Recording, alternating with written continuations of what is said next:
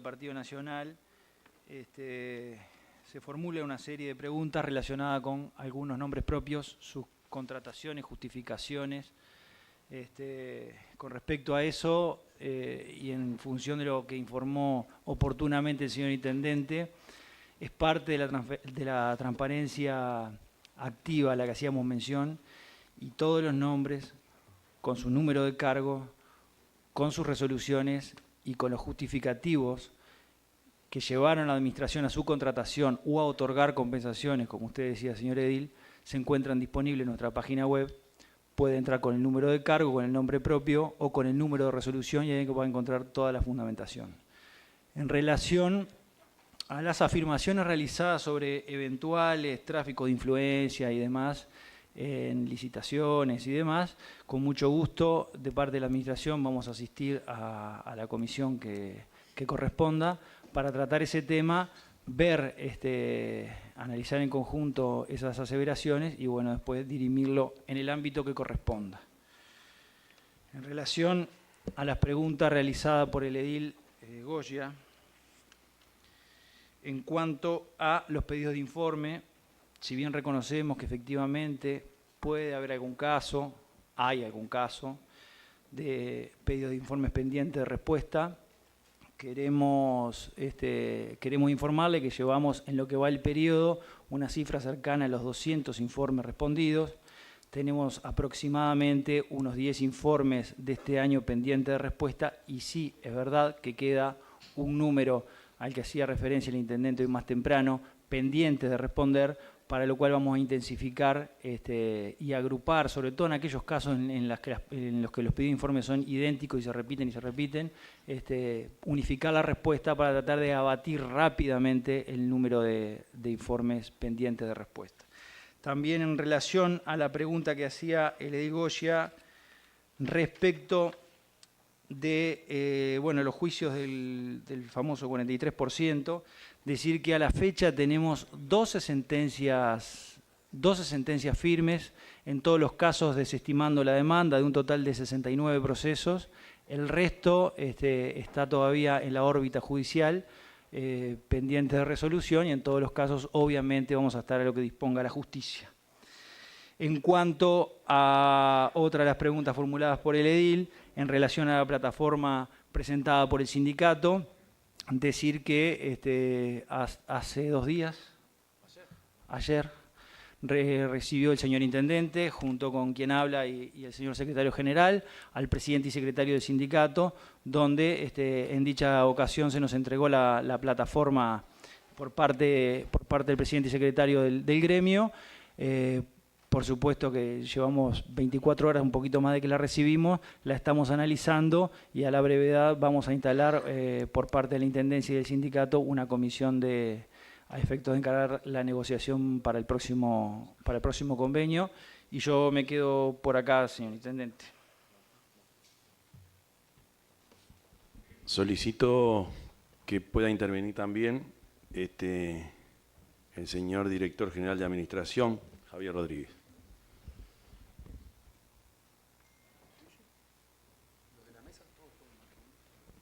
Gracias, señor presidente.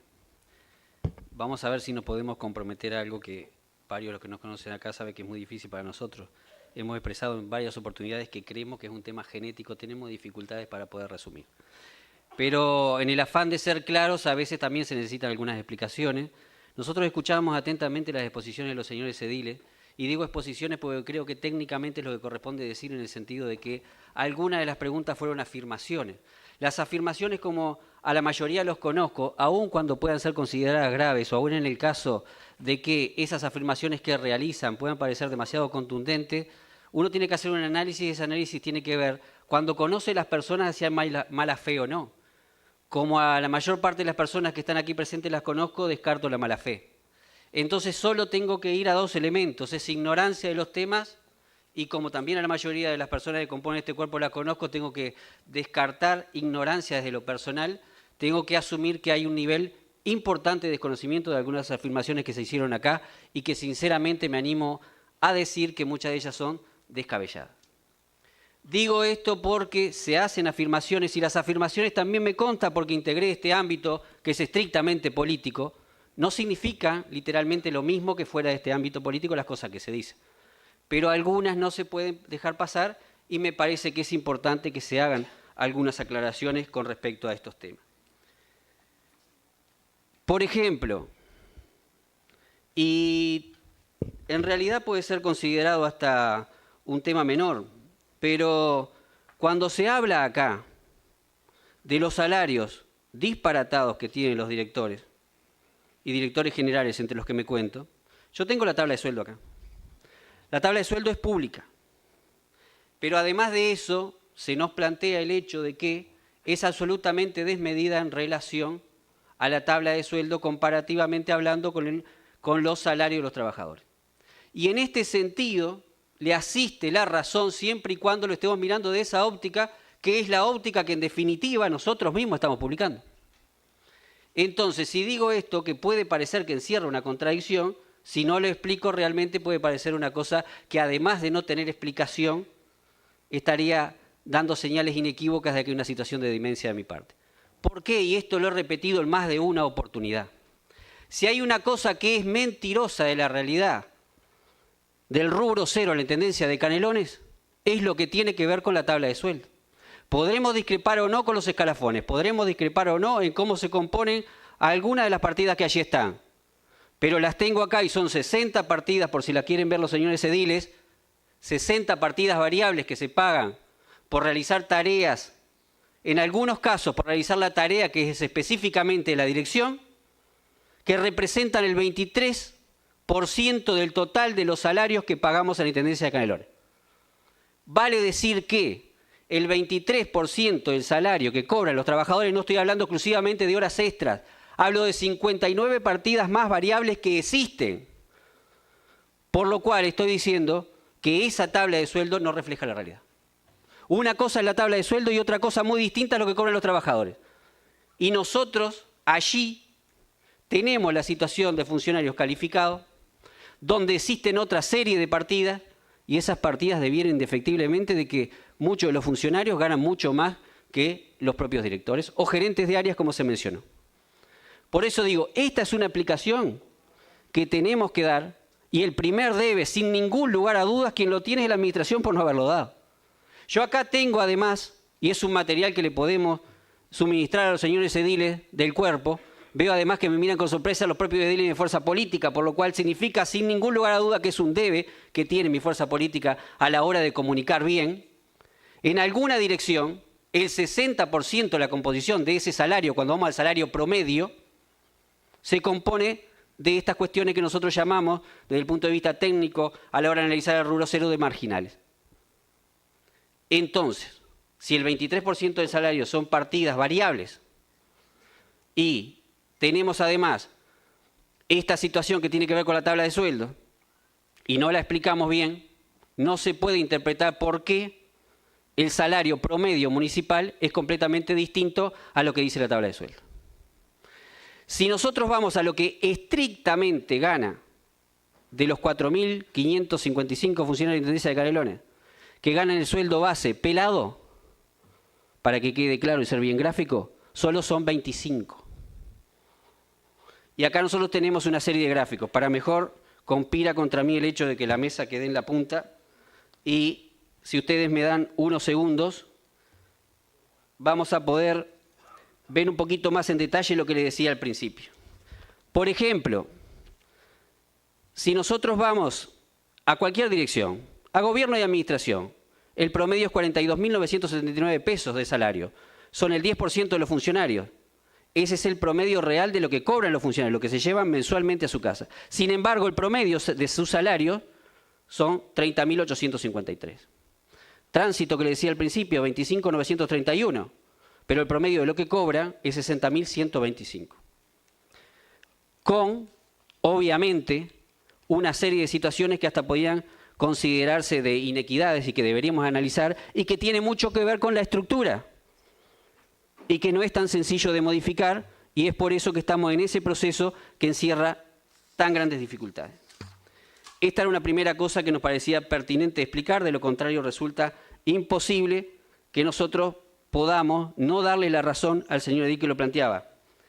Después, otro tema que si no se explica puede parecer menor. Dice, se paga un interlocutor. Sinceramente, las estructuras orgánicas tienen determinada categorización. Es lo único que yo discrepo con respecto al tema de la Secretaría General. Tiene que ver con el momento, debió haberse hecho antes.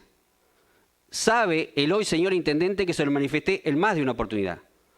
Porque los escalones tienen retribuciones distintas y tiene que ver con la equidad.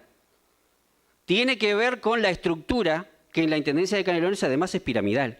Y quien está en un escalón superior, por fuerza, tiene que estar en un nivel retributivo superior, que en este caso no es ningún disparate y no es ninguna diferencia demasiado sustancial con los que somos directores generales. Por eso no se paga un interlocutor. Se reconoce una tarea que el hoy intendente tuvo la humildad de no querer que esto se hiciera en algún momento, pero cuando tuvo la oportunidad lo plasmó porque es de orden que así sea. Podemos discutir, podemos no estar de acuerdo, pero evidentemente la propia estructura municipal refleja escalafones piramidales.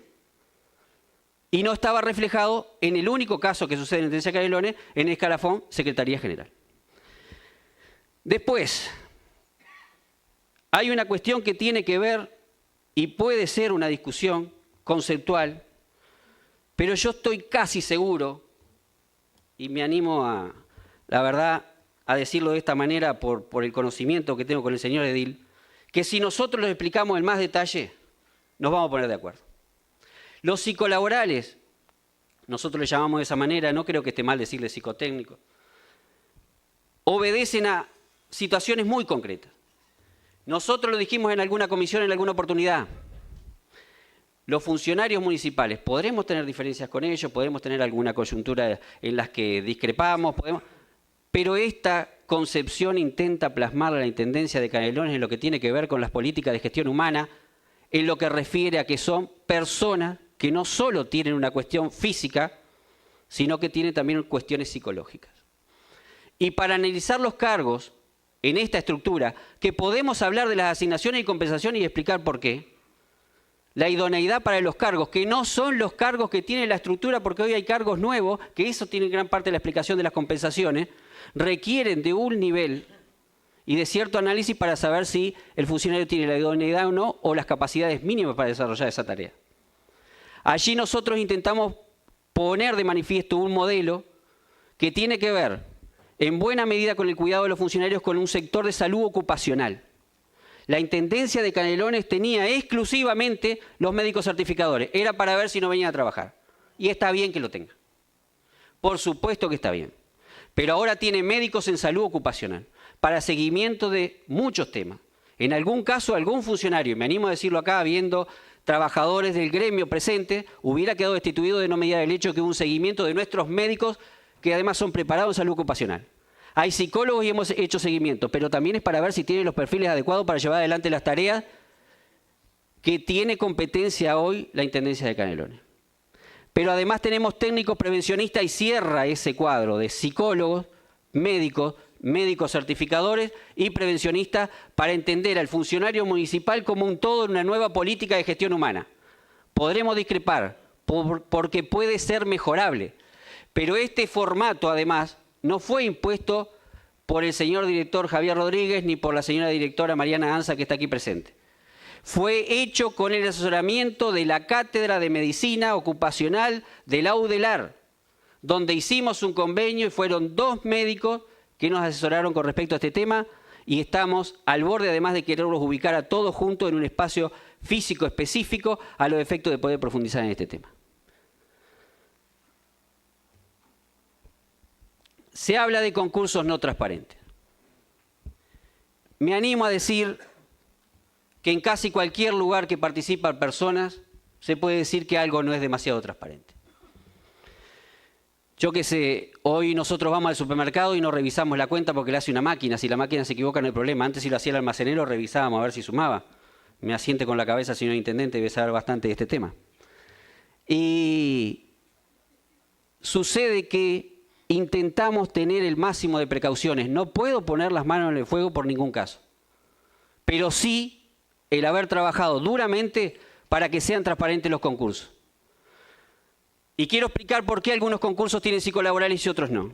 Y podemos estar equivocados y lo podemos discutir, pero tiene un concepto detrás. Un concepto que es de orden hasta filosófico, si ustedes quieren. En lo que tiene que ver con los llamados, siempre la unidad que hace el llamado tiene un representante. Pero después hay un representante de jurídica y de carrera y selección. Y son funcionarios. En la inmensa mayoría de los casos son funcionarios. Hay tribunales que han sido integrados completamente por funcionarios. Yo no he integrado tribunales. Creo que una vez integré un tribunal. Hace casi 8 años que estoy. Si digo que quiero integrar un tribunal, me imagino que nadie va a decir que no. Sin embargo, es una definición de no integrarlo. Pero además algunos tienen psicolaborales, que para algunos puede ser una traba a través de la cual no se ingresa. Pero es condición que para trabajar en un cementerio, para manejar una máquina, pase por un psicolaboral. Y estoy dispuesto a discutirlo con el señor edil que lo entienda pertinente, porque podemos estar equivocados, pero vuelvo a repetir, arrastra un concepto atrás. En los cementerios, y muchos lo saben porque he trabajado, por ejemplo, el señor edil, menciono al señor edil Hernández porque hemos trabajado siendo de la oposición, pero la comisión número 3 me ha recibido en innumerable cantidad de veces y sabe que fue una promesa que hicimos con respecto a qué. Íbamos a hacer una atención especial a esos funcionarios y la hicimos. Pero también tenemos que saber si hay funcionarios que están en esa tarea que no van a sufrir un desgaste psicológico tal que dentro de unos años tendremos a alguien con determinado nivel de adicciones. Y por eso es imperioso que pasen por allí porque estamos cuidando un funcionario. Tuve alguna situación de un funcionario joven que después terminó entrando porque no lo descalifica, pero no puede trabajar en una necrópolis, que era un funcionario joven, que había dejado de estudiar, que tenía un hijo en camino. Y me dijo la psicóloga, si dejamos entrar a este muchacho en 10 años tiene alguna adicción porque no lo va a poder soportar, pero tiene tal carga de responsabilidad arriba que va a aceptar ese trabajo. Entonces puedo estar equivocado, pero le aseguro que lo hemos hecho con conceptos técnicos y con una nueva profundización en lo que tiene que ver con estos temas relacionados con una cuestión absolutamente conceptual y siendo lo más profesional posible. Después se dice que algunos quedan sin efecto. Tiene razón el señor edil. Quiero explicar el porqué. Una institución de este porte, suceden algunas cosas que cuando la explique, me van a decir, es obvio que sucede. Hay gente que se va de la institución, renuncia. Hay gente que se muere. Y hay gente que se va para otros lugares. Si eso sucede, lo que va a suceder con cualquier director de los que está allí, que ustedes pueden ver, y los alcaldes, es que van a mandar un oficio a la Dirección de Gestión Humana y va a venir la señora directora y me va a decir, necesitan un funcionario acá. Tengo que tener órdenes de prelación que tienen una duración que se pone expresamente en esos llamados. Entonces duran normalmente 18 meses. ¿Y cuál es la estrategia? Hago un orden de prelación y si necesito funcionario, chofer, maquinista, tomamos de allí. Y después cae. Por lo cual, puede suceder que alguien haya quedado en el umbral y no entró. Pero no es, y quiero aclarar esto porque está muy bueno realmente que me haga esta pregunta, porque nunca me di cuenta que debía explicarlo. Y alguien quedó en el umbral del ingreso y no ingresó. Pero no es discrecional porque está previsto en las bases de ese llamado.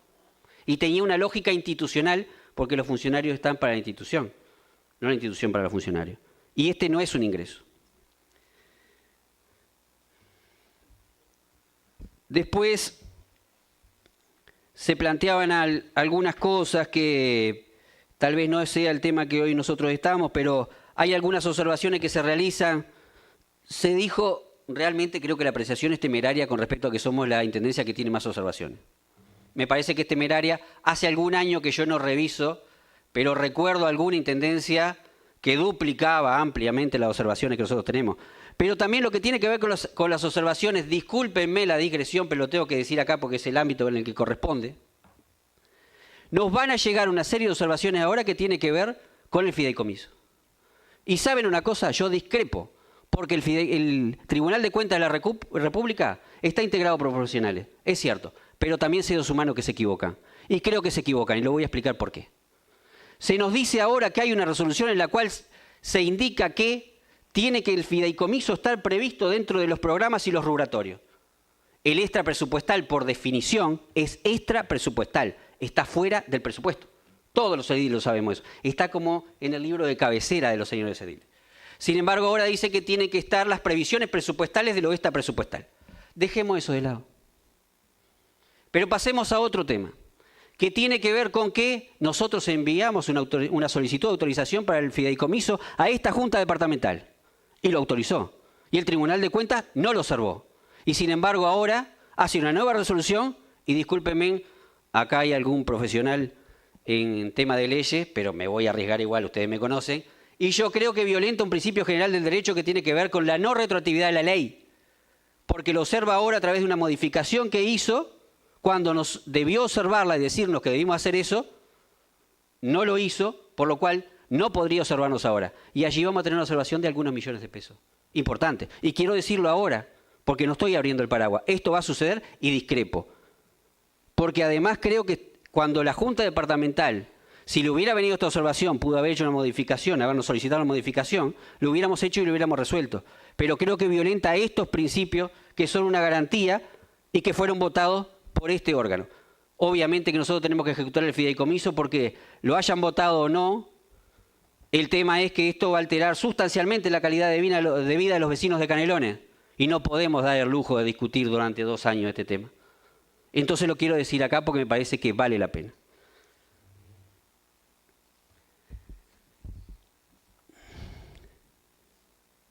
Después, como decíamos al principio, se planteó por parte del señor Intendente lo que es el equipo de gobierno, lo que son las designaciones directas. Vaya si nosotros pudimos haberlo hecho de otra manera y no recogerlo en el Estatuto del Funcionario y no recogerlo en nuestro presupuesto, y lo hicimos. Porque además tienen que recordar que el Estatuto del Funcionario, que en su artículo 6 habla de que las designaciones directas se van con la administración, tienen que recordar que nosotros teníamos un estatuto que pudo no haber pasado por la Junta Departamental y ser por resolución. Pero por un tema de garantías a los funcionarios, en definitiva nosotros terminamos atándonos de mano en esta situación. Pero preferimos tener esa garantía de que sea un decreto departamental que tiene fuerza de ley en este departamento. Por eso lo hicimos así, por eso lo entendieron así y lo acompañaron en este sentido los trabajadores. Y cuando se dice de que aparentemente existe algún funcionario que no está en su lugar de trabajo, la verdad, no digo que no pueda suceder. Pero si algún costo político ha pagado este director, tiene que ver con que se ha preocupado por 2 cosas. Una menos reconocida que tiene que ver con, yo creo que la política de recursos humanos de gestión humana se basa en 2 grandes pilares. El primer gran pilar tiene que ser el reconocimiento de todos los derechos que te dio los funcionarios y que legislamos en buena medida, junto también con muchos legisladores de la oposición, y se plasmaron en ese estatuto que modificamos, que era de la época de la dictadura. Pero, a su vez, me parece que es importante recordar de que también establecimos una serie de controles importantes. En un departamento que tiene 30 municipios, que tiene 120 centros poblados, y que no es fácil llegar a todos lados, si hay una cosa que me ha hecho pagar costo político es las sanciones que impusimos a los funcionarios por no estar en su lugar de trabajo o por llegar tarde. Y las tenemos documentadas acá. Inclusive creo que si pasa más el tiempo voy a entrar en el libro Guinness de los récords, porque además las firmo todas yo. Y eso también es una documentación que hiciste de esta institución. No me jacto de eso. Pero la política de gestión humana se basa en otorgar todos los derechos y la generación de cultura de trabajo a nuestro entender. No estamos diciendo que somos perfectos, estamos diciendo las políticas de gestión humana, que todas son perfectibles, pero estamos encaminados en ese sentido. Y el otro tema que me parece sumamente importante, y como me comprometí a ser breve, la voy a dejar por acá, porque me parece que hay más temas para profundizar, pero que tal vez como fueron planteados en términos genéricos, algunas cosas no está bueno que las digamos, pero se habla de los vehículos. Yo, como digo, al principio no pongo las manos en el fuego por nadie, pero que tomamos las garantías de esta administración para que ciertas cosas que sucedían no sucedan, sí es cierto.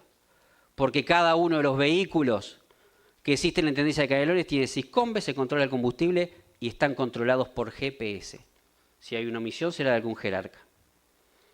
Y la otra cosa importante que me parece que se nombraron algunos funcionarios, no vamos a responder sobre todo, tal vez se puede responder porque el señor Edil planteaba que la lista es larga y no tengo por qué no creerlo, pero allí estoy seguro, completamente seguro, que en buena medida obedece a que se desconoce las tareas que estos funcionarios realizan.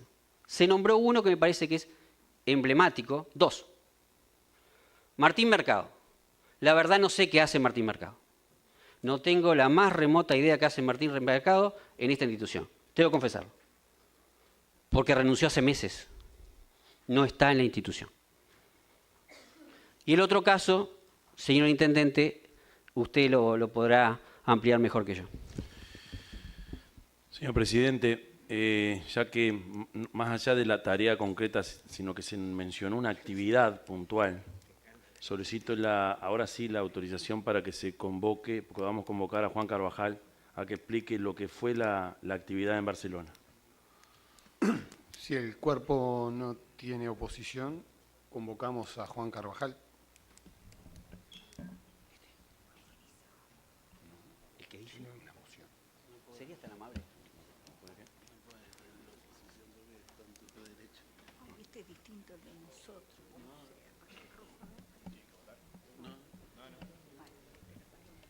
No se apaga el micrófono. Juan. Ahora que te van a alcanzar un micrófono. No, pero hable ahí. No, siéntate acá. No, prefiero hablar acá. Señor Presidente, agradezco estar presente, no así quizás mis compañeros, para poder defender mi nombre que fue tirado aquí. No sé si me hubiera gustado sinceramente que la pregunta que se hizo me la hubieran hecho, que con gusto la hubiera respondido. En el 2011 la Intendencia firmó un hermanamiento con Vilafranca del Penedès, Cataluña, España, y a partir de ahí nos hemos presentado a fondos de la Diputación de Barcelona buscando una alternativa a algo que ya se ha tirado acá, que es a la crisis estructural que está viviendo el sector vitivinícola. A partir de eso generamos un proyecto especializado en la reconversión de algunas bodegas al enoturismo. Proyecto que ha sido sumamente exitoso, tanto que la Diputación de Barcelona nos dice que generalmente no apoya a determinados países con más de una fase. Nos presentamos a la primera, nos presentamos a la segunda, nos presentamos a la tercera, y cuando nos presentamos a la tercera fase, le pidieron al intendente que pusiera a un coordinador puntual especialmente para este proyecto, y fue así que el intendente me pidió que trabajara en esto. En el mes de noviembre, en conjunto con varias bodegas, que las voy a enumerar, las que forman parte de este proyecto, ¿verdad? Que son canarias, como Artesana, como H. Stañari, como Juanicó, como Moiso, como Varela Sarranz, como Barichal, como Casa Grande, como De los Vientos, Castillo Viejo, Braco Bosco, Pisorno, Chapela. En las tres fases han ido a Vilafranca del Penedès para aprender de la experiencia que en el enoturismo que tiene para enseñarnos Cataluña. Estos 5 años ha sido sumamente exitoso. Pueden hablar con cualquiera de estas bodegas que nombré para preguntarles sobre su experiencia en el enoturismo y cuánto ha sido la Intendencia útil, más que útil, cuánto los ha impulsado hacia este recambio generacional. Una bodega puntual ha dicho, y lo dijo en Cataluña, cuando fuimos la última vez en noviembre, que hubiera cambiado de rubro si no hubiera sido por la opción del enoturismo, y la nombro porque pueden preguntárselo, que es la bodega Moiso. Y para terminar, la relación con el cine. Señor Presidente, si usted me permite. Presidente, por una cuestión de orden. Por una moción de orden, tiene la para palabra. pedir la atención de 10 minutos al orador, como corresponde, para escucharlo con atención, no como hacen otros partidos. Muchas gracias. En consideración la moción, por la afirmativa. Se lo pedimos. 29 en 29. Afirmativo, puede continuar. Concretamente, en relación al cine, en las 3 fases que ha durado este proyecto, financiado, digo, de vuelta por la Diputación de Barcelona. ¿Sigo? Bien. en estas tres fases siempre las bodegas se han financiado su propio pasaje, la Intendencia ha financiado los pasajes, exclusivamente los pasajes de los funcionarios que han ido, y la Diputación de Cataluña ha financiado toda la estadía, absolutamente toda la estadía.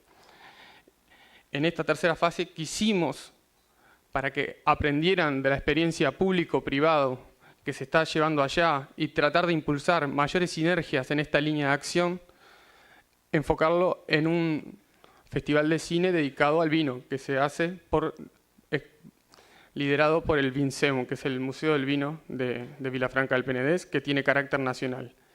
Este Museo del Vino organizó este festival de cine y en ese marco, a través de esta experiencia, es que fueron las bodegas que mencioné anteriormente a aprender de esa experiencia, a su vez como visitar otras bodegas para aprender del desarrollo del enoturismo en el Penedès. Por acá estaría, creo que respondo la pregunta. Le solicito al secretario general que amplíe la respuesta.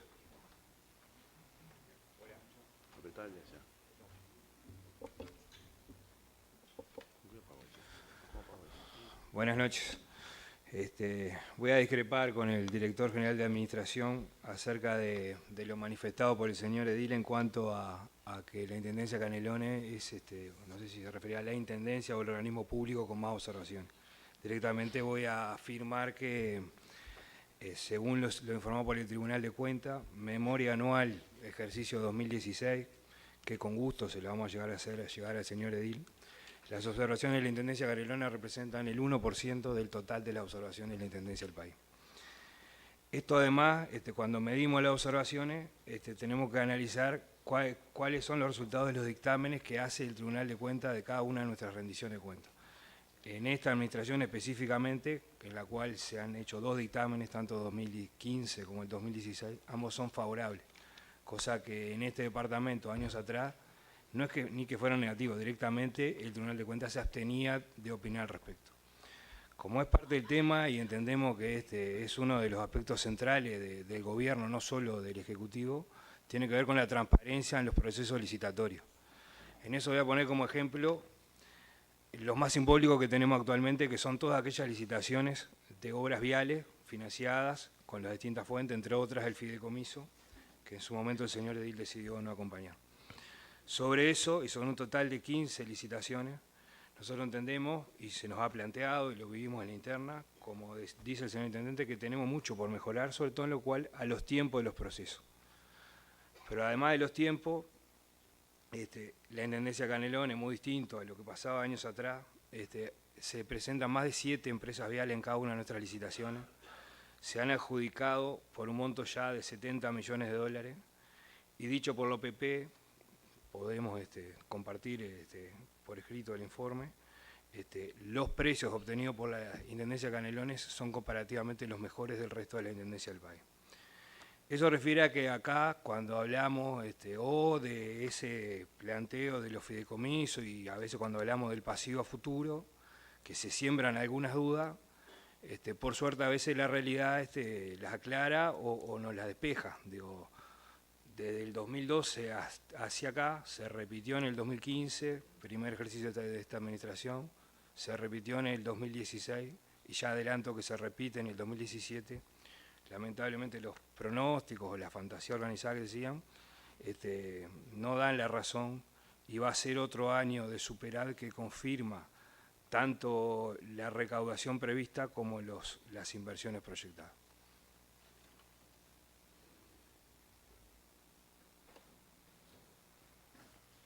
Con respecto a algunos otros temas, para aclarar más específicamente cómo viene y cómo es la negociación en el ámbito de la vitivinicultura, solicito la presencia de Matías Carámbula, que ha estado desde el principio con esto. Si el cuerpo no se opone, convocamos a Matías Carámbula para que dé la respuesta. Adelante, Matías.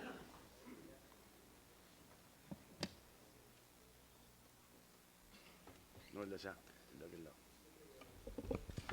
Buenas noches, es un gusto volver, ya estuvimos hace poco tiempo acá y justamente este tema hablamos bastante, para ser bien breve, porque además no es un tema vinculado a la convocatoria de hoy, pero sí el intendente transmitió el mensaje.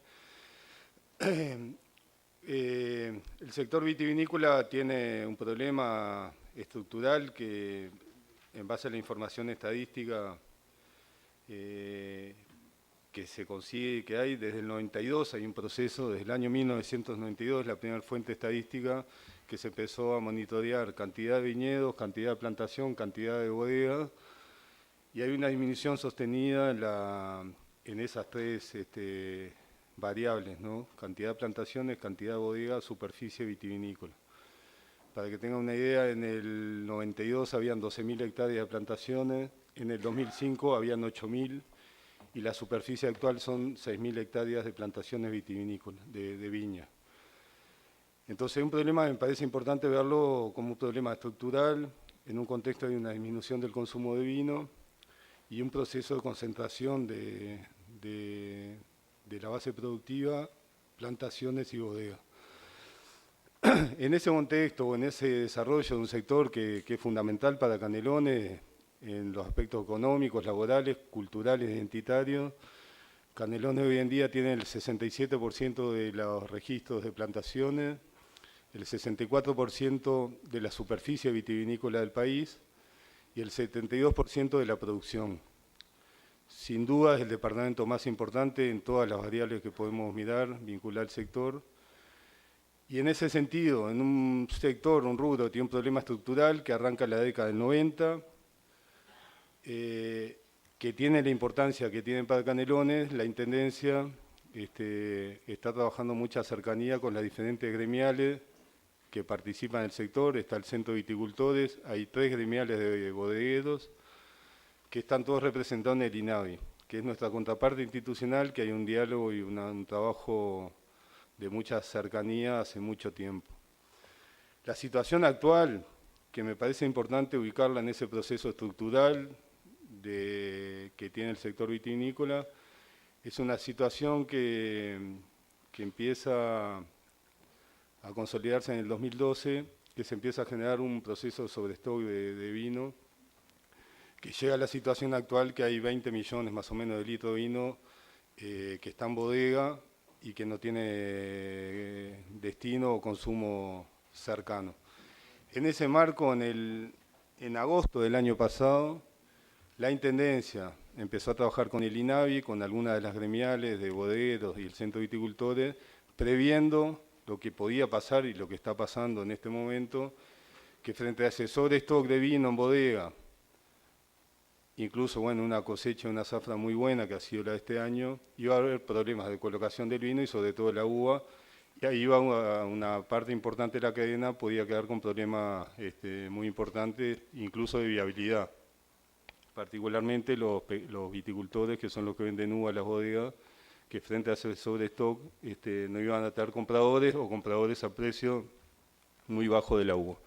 Desde agosto se está trabajando en este tema y termina la propuesta que hoy transmitió el intendente con una inversión del Estado nacional y departamental de poder sacar o acompañar la salida de ese sobrestock. Aparentemente el destino se está concretando desde en Rusia, que puede haber una salida de ese sobrestock de vino, que al sacar esos 20 millones de litros que hay en sobrestock, puede ordenar o va a ordenar el sector. Perdón, por una cuestión de orden.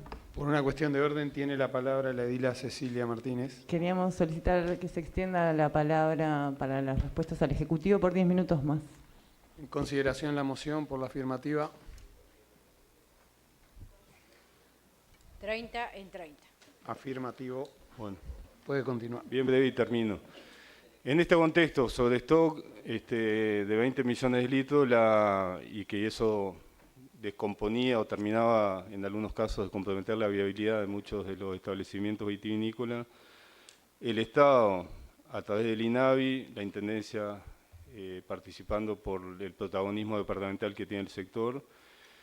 Se está buscando una solución de generar una inversión por parte del Estado nacional y departamental para que pueda apoyar la salida de ese sobrestock de vino, esos 20 millones que el destino que se está negociando desde el INAVI y las gremiales de bodegueros sería inicialmente en Rusia.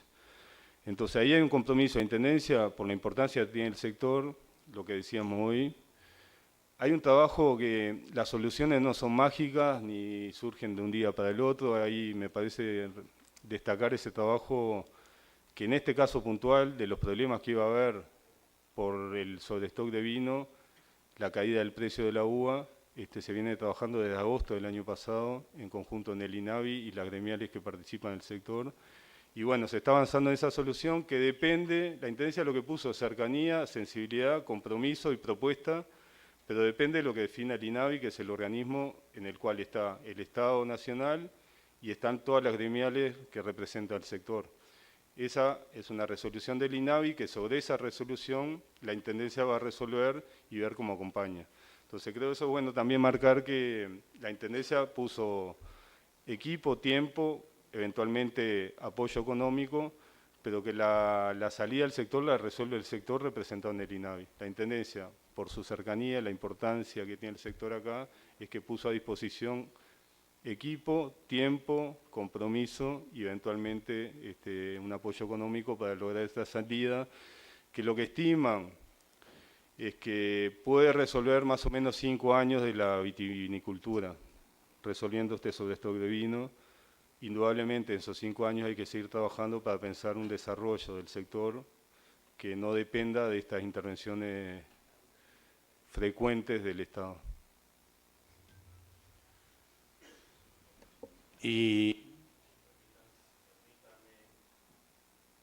aclarar que si no damos más detalles de números es porque la reunión del todo el sector en el INAVI va a ser, creo que mañana. Entonces sería muy imprudente que manejemos números, pero no estamos hablando de cifras disparatadas. Son bastante, es decir, estamos bastante cerca a nivel de números, pero repito, cuando a veces me plantean los medios de prensa de cuánto, creo que cometeríamos una imprudencia porque tenemos que esperemos que resuelvan entre ellos, entre las partes de los eslabones de la cadena con el INAVI, si están de acuerdo. Es por eso que lo de hoy es un exhorto a que el día que el gobierno departamental decida acompañar, sea todo el gobierno departamental. ¿Qué quiero decir con esto? No estoy obligando ni planteando que todos los partidos estén de acuerdo con lo que nosotros estamos planteando, por favor, sino que aparezcamos en caso de que sea exitoso, que el éxito sea de todos, porque van a pasar años y el problema capaz que va a seguir existiendo y estará un gobierno, estará otro, es necesario que estemos más o menos juntos. Entonces, podemos tener la aprobación de este cuerpo de lo que nosotros solicitemos. Desearíamos, sería bueno que en la foto estuviera el departamento en su conjunto con todos los sectores, más allá de los matices que sin duda vamos a tener. Gracias. Con respecto al tema transvial, concretamente, es una empresa que trabaja desde antes del 2005 con la Intendencia y tiene una relación, sí, es el titular, es esposo de una hija de una prima mía. Es así, es una empresa conocida y sigue trabajando con nosotros. El tema patentes, concretamente, para explicar un poco más, lo que se logró hacer es buscar un plan bastante más beneficioso para una morosidad que a nivel general llega a un 17, que afecta fundamentalmente a los autos más viejos. La morosidad del 2012 para acá es un 9%, no es tanto, por lo tanto no es un tema de plata acá. Acá hay un tema de que tenemos que limpiar la base de datos porque estamos seguros que hay mucho vehículo que está en la chatarrería. Y si mi persona estuvo en discrepancia con otros intendentes, e incluso de mi propia fuerza política, lo que intentamos hacer siempre es pararnos en el lugar de presidencia del SUSIBE. Entonces, rara vez yo salía a manifestar lo que con Marcelo Metediera o con Hugo considerábamos en las negociaciones que teníamos. A veces teníamos posiciones pero en tanto presidente de la Comisión de Seguimiento de SUSIBE no tenía más remedio y no tengo más remedio que contemplar a todos, porque todos tienen sus razones para explicarlo, para plantear, para ser más claro. Había intendencias que no estaban nada de acuerdo porque decían que el buen pagador salía perjudicado, entonces no querían ningún tipo de plan. Y otros que querían casi una amnistía, de verdad. Y esto atravesaba los partidos también. Mi obligación, nuestra obligación era pararnos un poco en el medio y buscar la salida más adecuada. Y el buen pagador, que era otra de las preguntas que se hacía, sale beneficiado con una decisión que nosotros tomamos en noviembre del año pasado, o en octubre, noviembre, no me acuerdo, que levantamos la mano todos en el Congreso para mantener los beneficios que tiene el buen pagador, que sea aquel 20% de pago contado o 10% de pago en cuotas, e incluso en la nueva fórmula que se aprueba ahora, queda congelado hasta el próximo gobierno el beneficio de buen pagador, porque era uno de los temas que estaba en discusión. Y vale la pena decir que nadie que se acoja a los nuevos beneficios va a pagar menos que un buen pagador. Se estudió la vuelta para que eso no fuera así y no va a ser así por los porcentajes y por los beneficios que tiene. Concretamente se encontró una fórmula mucho más fácil donde nosotros participamos con propuestas concretas, que era actualizar por IPC y un 5% de multa. Eso que dio tanto dolor de cabeza y que salió tanto a la opinión pública, creo que obedece más bien a las filtraciones que se generaba y que nos llevaba a que saliéramos a hacer declaraciones que, como bien dijo el edil, a veces discrepando con nuestros propios compañeros. Con gusto podríamos actualizar, a ver, hay una comisión de seguimiento, es cierto que hay sectores o ediles que no están representados en esa comisión, es cierto que la comisión de repente tendría que tomar otro dinamismo, nos hacemos cargo de eso. Ha habido algunas reuniones donde no sé cuánto se ha aclarado, pero supongo que algo se aclaró. Nos gustaría, o sería buena cosa, quizá, además de eso, venir a alguna de las comisiones a explicar en qué estamos y cuántas son las licitaciones que ya van, más allá del equipo que está conformado, que está bueno que siga funcionando. A lo que voy es que la ejecución del fideicomiso, queremos que ustedes hagan no solo que hagan un seguimiento, sino poder venir las veces que haya que venir a explicar cómo viene direccionado. Hasta hace unos meses el problema era que no se terminaban de concretar las licitaciones. Hoy está todo bastante encaminado, porque aprendimos incluso algunas claves, y sería buena cosa, tanto de las fideicomiso para obras, como fideicomiso para gestión ambiental, como fideicomiso para gestión territorial, poder explicar más allá del trabajo que tenemos que hacer con la comisión de seguimiento. Con respecto a esa línea paralela a la que se refería el señor Edil Silva, tuvimos una reunión, sí, con el Edil Hernández. Nos manifestó ya hace tiempo que él tenía una forma de recibir inquietudes de los vecinos, que puedo compartirla o no. Le dije lo que pensaba en su momento, y mi fuerza política tuvo sus reparos, eso es por todos conocido. Es cierto que hace pocos días me planteó la posibilidad de hacernos una devolución. De más está decir que más allá de los temas de agenda y todo, cualquier edil, de verdad lo digo, que tenga algún tema concreto para plantearnos, dispuestos a reunirnos con quien sea y por los temas que sea, de verdad, porque creo que así tiene que funcionar. Y si en algunos casos nos hemos demorado para alguna entrevista, la disculpa y ajustaremos eso. Ahora, lo que me pasó fue una devolución, un tema concreto. En algún momento dijimos lo que pensábamos y qué riesgos podía tener utilizar un camino distinto. Simplemente aprovechamos incluso hasta para intercambiar lo que ahí aparecía. También es cierto que nuestros directores generales tienen la instrucción de tener especial disponibilidad o disposición a recibir planteo de los ediles, más allá de lo que formalmente hay. Ante una pregunta, por ejemplo, lo que queremos nosotros es poder estar a la orden de ustedes. Más allá de lo formal, repito, de lo que son los pedidos de informe. Entonces... Perdón, sí. por una cuestión de orden. No, termino 2 minutos. Perfecto. Más allá de eso, siempre con las puertas abiertas a responder lo que podamos responder, más allá, repito, de las formalidades que tenemos que cuidar y conservar. Pero no es otro el espíritu que nos movió a eso. Y bueno, con todo lo que queda pendiente para responder, con todas las precisiones concretas que haya que hacer, con gusto lo pasamos a un papel, responderemos a los señores ediles que aquí están, e incluso para ampliar la información en base a estos temas, fundamentalmente aquel de la oficina de transparencia, oficina de respuesta, estamos a las órdenes para recibir propuestas e incluso para informarles la evolución del mismo. Muchísimas gracias, señor presidente. Muchísimas gracias, señor Cedile.